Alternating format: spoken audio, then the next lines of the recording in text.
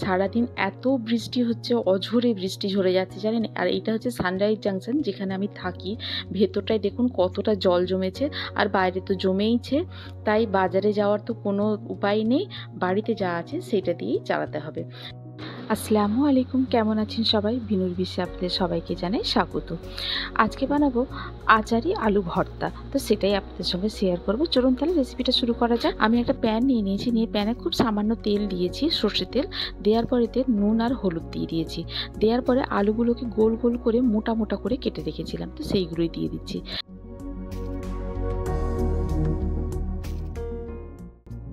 এবারে আলুর ওপরেও দিয়ে দিলাম একটু হলুদ গুঁড়ো আর নুন।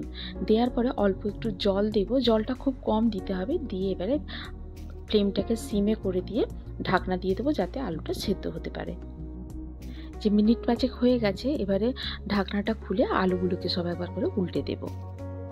আলুগুলো সেদ্ধ হয়নি এখনো কাঁচাই আছে। এবারে সবগুলোকে উল্টে দিয়ে আঁচটাকে মিডিয়ামে দিয়ে আবারও ঢাকনা দিয়ে দেবো, আবারও মিনিট 5 হতে দেবো। 5-7 মিনিট হয়ে গেছে। এবারে চলুন ঢাকনাটা খুলে দেখা যাক। যেটুকু জল দিয়েছিলাম জলটুকু শুকিয়ে গেছে একদম। আলুগুলো প্রায় অর্ধেকটা সেদ্ধ হয়ে গেছে। এবারে এগুলোকে উল্টে দেবো আবার। এই যে দেখুন কেমন হালকা হালকা লাল লাল ধরে গেছে আলুগুলো। এই রকমই হবে, আলুগুলো পোড়া পোড়া হবে, একটু লাল লাল হবে। আলুগুলোকে সব উল্টে দিয়ে আরও একবার ঢাকনা দিয়ে দেবো। এই মিনিট 5-7 মতো হলেই কিন্তু সেদ্ধ হয়ে যাবে আলুগুলো, আর বেশ লাল লাল মতোও হয়ে যাবে। মিনিট 5 হয়ে গেছে। এবারে দেখুন আলুগুলো ভীষণ সুন্দর রং এসে গেছে আর সেদ্ধও হয়ে গেছে। এবারে এগুলোকে তুলে নেব। এবার ওই প্যানেই দিয়ে দেব সামান্য একটু সর্ষের তেল, আর তাতে দিয়ে দেব কয়েক কোয়া রসুন আর শুকনো লঙ্কা। শুকনো লঙ্কাটা যে যেরকম ঝাল খান সেই অনুযায়ী দিতে পারেন। এবারে ফ্লেমটাকে মিডিয়ামে করে রসুনগুলোকে আর লঙ্কাটাকে এভাবে চেপে চেপে একটু সেঁকে নেব, যাতে রসুনটাও সেদ্ধ হয়ে যায় আর একটু ভাজা ভাজা হয়ে যায়।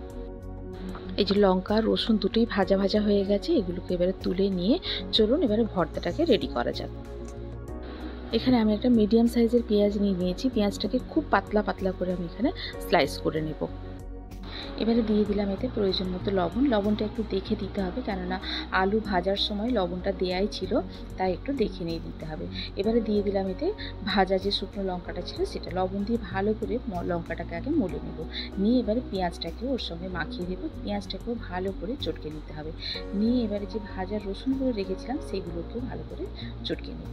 নিয়ে এবারে যেটা দেবো সেটাই কিন্তু এই ভর্তাটার টেস্টটাকে একদম চেঞ্জ করে দেবে। সেটা হচ্ছে এই যে আচারের তেল।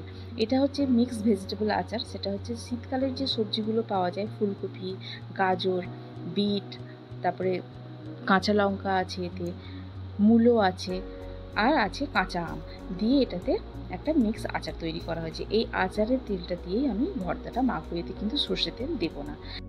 দিয়ে এবারে আলুগুলোকে ভালো করে সঙ্গে চটকে মাখিয়ে নিলেই রেডি আমাদের আচারি আলুর ভর্তা। এবারে গরম গরম ভাতের সঙ্গে পরিবেশন করে দেখুন, খেতে অসাধারণ লাগে।